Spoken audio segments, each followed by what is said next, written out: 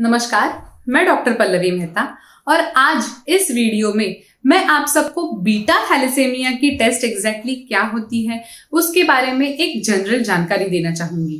Thalassaemia एक inherited group of disorders माना जाता है, ब्लड डिसऑर्डर माना जाता है। इनहेरिटेड ग्रुप मतलब ये पेरेंट्स से बच्चों में आ सकता है। अगर फैमिली में किसी भी एल्डर्स को थैलेसेमिया की बीमारी है तो ये आने वाले जनरेशन्स में पास ऑन होने के चांसेस बहुत ज्यादा बढ़ जाते हैं।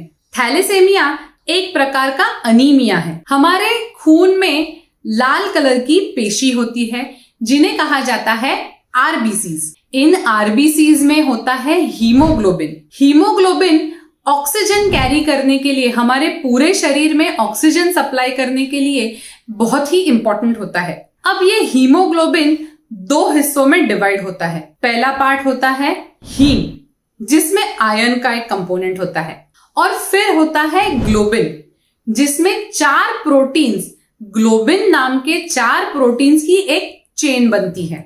ये 4 प्रोटीन्स की चेन में हर एक चेन में एक हीम यानी कि एक आयरन का कंपोनेंट होता है। ये पूरी चेन, ये पूरी स्ट्रक्चर को हीमोग्लोबिन कहा जाता है।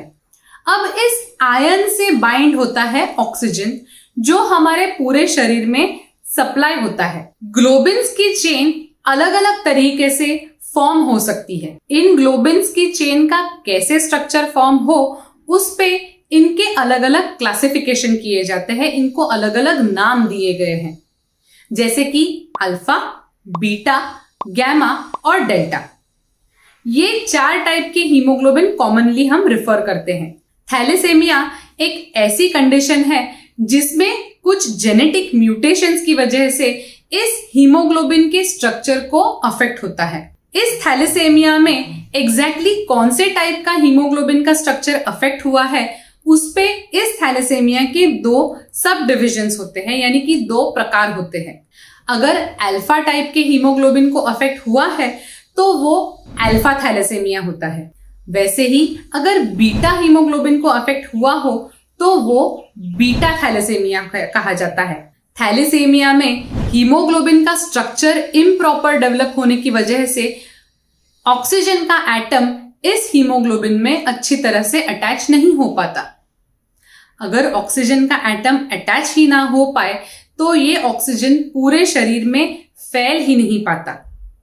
इसकी वजह से इन लोगों में अनीमिया जैसे सिम्टम्स नजर आते हैं।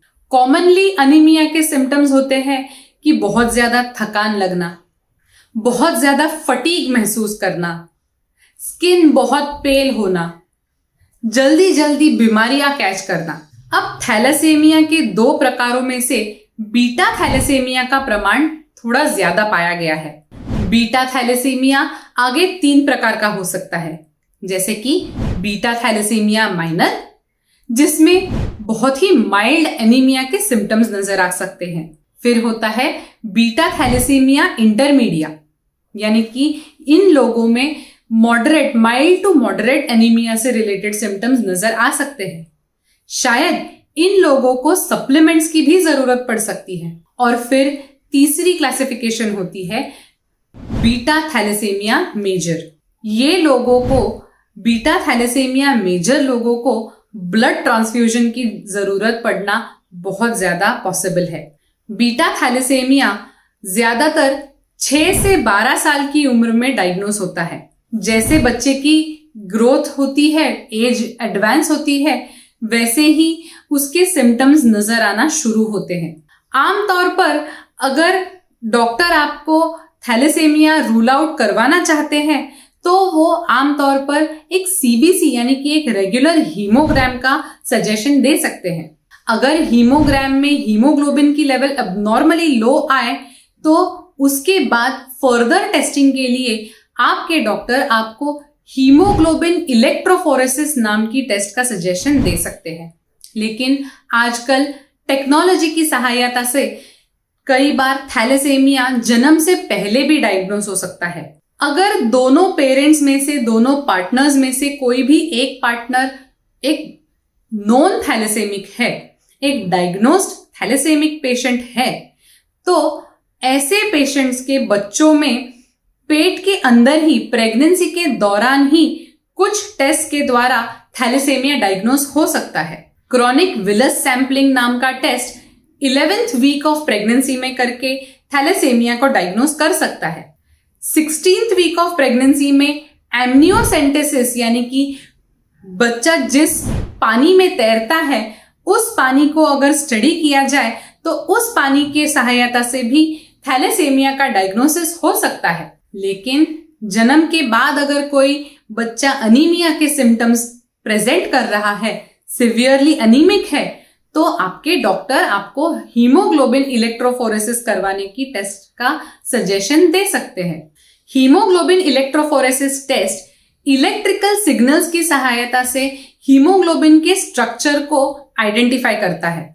जैसे मैंने पहले कहा वैसे ही अलग अलग टाइप के हीमोग्लोबिन प्रेजेंट होते हैं। Haemoglobin A, haemoglobin F, haemoglobin S, ऐसे अलग अलग टाइप के हीमोग्लोबिन हमारे शरीर में प्रेजेंट होते हैं।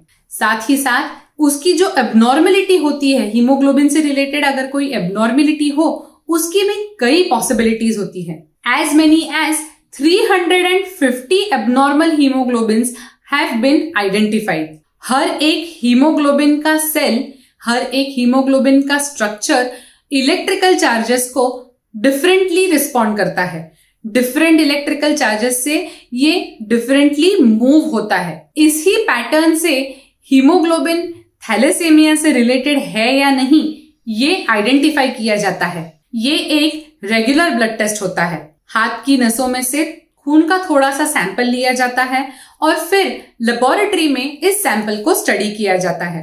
ये एक स्पेशल टेस्ट होने के कारण इसके रिपोर्ट्स कुछ दिनों के बाद शायद अवेलेबल हो, लेकिन इस टेस्ट के बाद भी आपके डॉक्टर आपको फर्दर टेस्टिंग या फिर फर्दर कोरिलेशन के लिए मॉनिटर जरूर कर सकते हैं। फिर ही एक कंफर्म डायग्नोसिस पाया जा सकता है।